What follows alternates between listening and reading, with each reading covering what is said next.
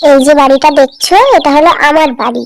আমার এই বাড়িতে আমি দুটো ছেলেকে নিয়ে সেই অনেক দিন থেকে বাস করি। আমার স্বামী মারা গিয়েছে বহুদিন আগে। ছেলে দুটোকে অনেক কষ্ট করে মানুষ করেছি। ছেলে দুটোর সবে বিয়ে হয়েছে। বৌমা দুটোকে নিয়ে আমি খুবই চিন্তায় আছি। সেই কখন ঘুম থেকে উঠে বসে আছি, এক কাপ চা পর্যন্ত কেউ দিয়ে গেল না।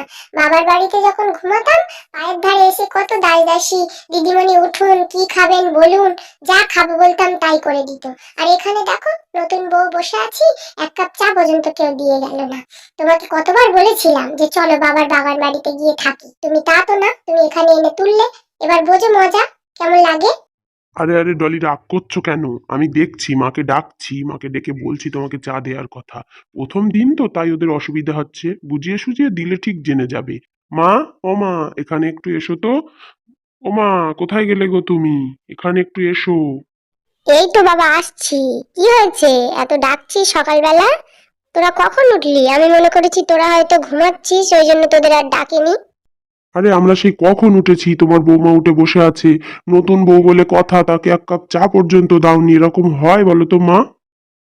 আমি বলছিলাম কি বাবা, ছোট বৌমা আর বড় বৌমাই মিলে সংসারের দায়িত্বটা নিক না। আমার তো অনেক বয়স হয়েছে, ওরা দুজন মিলেই যা করে খাওয়ার খাক। কোটিপতি ঘরের মেয়ে আমি। আমি কিনা আপনার ঘরে রান্না বান্না করবো? আমি রান্না বান্না করতে আপনার বাড়ি আসিনি। আমাকে যা দেবেন মুখের ধারে দিয়ে যেতে হবে বলে দিলাম। স্বামী মারা যাওয়ার পর বড় বৌমা কত কষ্ট করে দুটো ছেলেকে আমি মানুষ করেছি। কত খাটতে হয়েছে এই জীবনে। আজ যে আমি খাটতে পারি না, তোমরা দুই বউ মিলে এবার করো সব। তুমি ওকে ঘরের কাজ করতে বলছো? জানো ওর বাড়িতে কটা করে কাজের লোক থাকে? না জেনে শুনে যাকে তাকে তুমি বলো না। যাও না, তোমার ছোট বৌমাকে গিয়ে বলো না। মরা গরিবের মেয়ে তো, কিছুই তো বাপের বাড়ি থেকে আনতে পারিনি, ওকে বলো। এই হলো বুড়ি ছোট বৌমা আর ছোট ছেলে। ছোট ছেলে বিয়ে করেছে একটা নিতান্ত গরিব ঘরের মেয়েকে, তাই তার শ্বশুর বাড়ি থেকে খুব বিশেষ কিছু পায়নি। আর বড়দা বড় লোকের মেয়ে বিয়ে করেছে বলে বড়দার ঘরে জিনিস আর ধরে না, সব দামি দামি। ও ছোট খোকা, ছোট বৌমা, তোরা ঘুমাচ্ছিস না উঠেছিস? ও মা, এসো এসো, কখন উঠেছি আমরা জানো তুমি? ও ছোট বৌমা, তোমাকে একটা কথা বলতে এসেছি, কিছু মনে করো না জানো। আমি তো আর সংসারের কাজ করতে পারি না, যদি তুমি কিছু একটু করে সাহায্য করতে। ও মা, আপনি বিশ্বাস করবেন কিনা জানি না, আমি একটু আগেই আপনার ছোট ছেলেকে বলছিলাম যে মা অনেক কষ্ট করে তোমাদেরকে মানুষ করেছে। প্রচুর কষ্ট করতে হয়েছে এই সংসারের পিছনে। তাই মাকে আর কিচ্ছু করতে দেব না, সংসারের সব কাজ এবার থেকে আমি করব। তুমি আমাকে একটু নিশ্চিন্ত করলে গো ছোট বৌমা। বড় বৌমাকে বলেছিলাম, বড় বৌমা বলেছে সংসারের কোনো কাজ সে করতে পারবে না। আরে মা, বৌদির কথা তুমি ছাড়ো তো। ও বড় লোকের কোটিপতি ঘরের মেয়ে, ও এসে আমাদের গরিব ঘরে কাজ করবে? করতে হবে না ওকে, তোমার ছোট বৌমা আছে, ও সব করে দেবে কোনি, তুমি চিন্তা করো না। তোরাই আমার ভরসা রে বাবা। যাই, আজকে তাড়াতাড়ি রান্না করতে হবে, অনেক দেরি হয়ে গেছে।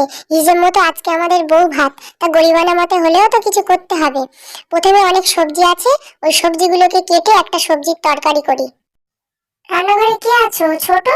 আমাকে চা করে দাও দেখি এক কাপ, আর সঙ্গে দুটো বিস্কুট দেবে। বেডে বসে বেডটি খাওয়া অভ্যেস, সেখানে আজ কত বেলা হয়ে গেল এখন আমার কিচ্ছু খাওয়া হলো না। যত সব। ও দিদি, আমি তোমাকে চা করে দিচ্ছি, তুমি ওর থেকে কটা সবজি আমাকে কেটে দাও না, তাহলে তাড়াতাড়ি চাপাতে পারবো। আজকে অনেক বেলা হয়ে গেছে, কখন রান্না করবো বলো তো দেখি। এই ছোট শোন, আমাকে কোনো কাজ বলবি না, আমি কোনো সংসারের কাজ করতে পারবো না। আমি তো মাকে বলে দিয়েছি, মা তোকে বলেনি? এই তো তোমরা দুই বৌমাই দেখছি রান্নাঘরে আছো, তা ভালো হয়েছে। শোনো, আমার ভাই, সে তোমাদের বিয়েতে আসতে পারেনি, খুব ব্যস্ত ছিল, তাই সে আজকে টেলিগ্রাম করেছে, আসছে তোমাদেরকে দেখতে। তা তোমরা দুই যাই মিলে একটু রান্না করো না ওর জন্য, ও যা যা ভালোবাসে। শুনুন মা, আমি আপনাকে পরিষ্কার কথা বলে দিচ্ছি, আপনার ওই কোন গ্রামের ভাই আসবে, তার জন্য আমি নখের ক্ষতি করতে পারবো না। আমি বিয়ের জন্য কদিন আগে নেল এক্সটেনশন করিয়েছি, বলে দিলাম। বাবা, নতুন বউ হয়ে শাশুড়ির মুখে মুখে একই কথা বলছে। বড় লোকের মেয়ে, তা কোনো সভ্য জ্ঞান নেই তো দেখছি। দেখি ছোট বৌমাকে বলে দেখি ও কি বলে। ও ছোট বৌমা, তুমি একটু রান্না করে দিতে পারবে আমার ভাইয়ের জন্য? না তুমি পারবে না, আমাকে বলো দেখি। ছোট বউ যা পারে করুক, আমি বাবা না বলে দিয়েছি, এসব ঝামেলায় নিজেকে জড়ানো যাবে না। আপনাকে কোনো চিন্তা করতে হবে না মা, আপনি শুধু মামা যা যা পছন্দ করেন আমাকে বলে দেন, আমি সব রান্না করে দিচ্ছি।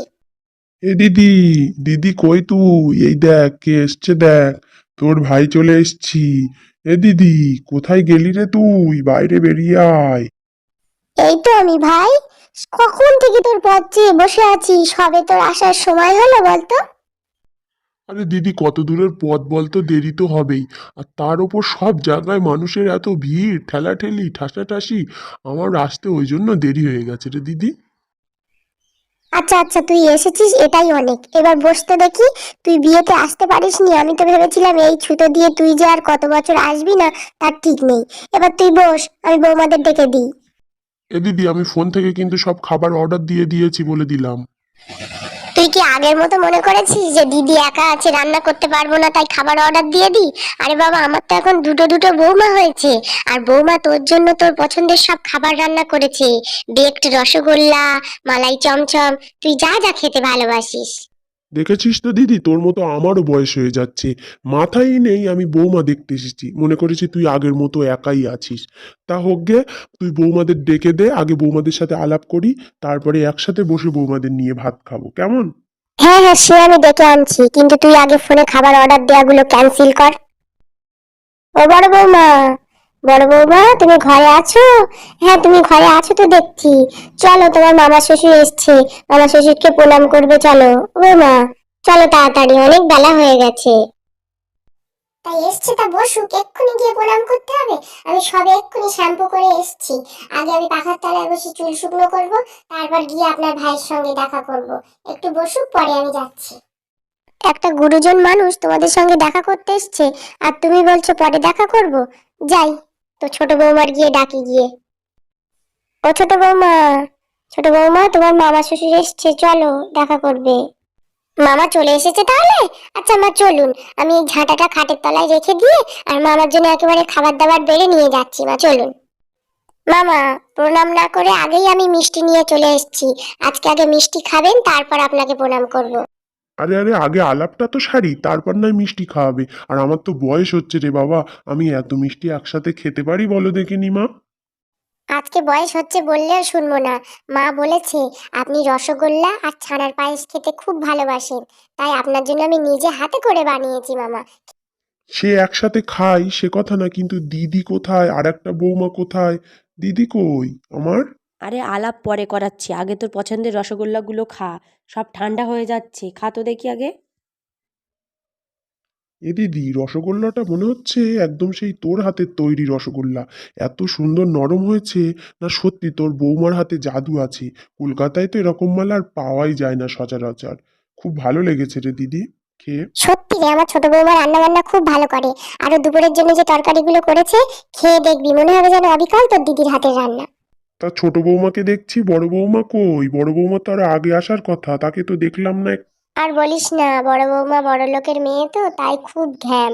এতবার বললাম চলো মামা এসে দেখা করবে, উনি এখন আসবেন না, উনি পরে ওনার সময় মতো এসে দেখা করবেন। কি আর বলবো রে সোনা, সব আমার কপাল। এই নাও বৌমা, এটা তোমার জন্য এনেছি আমি।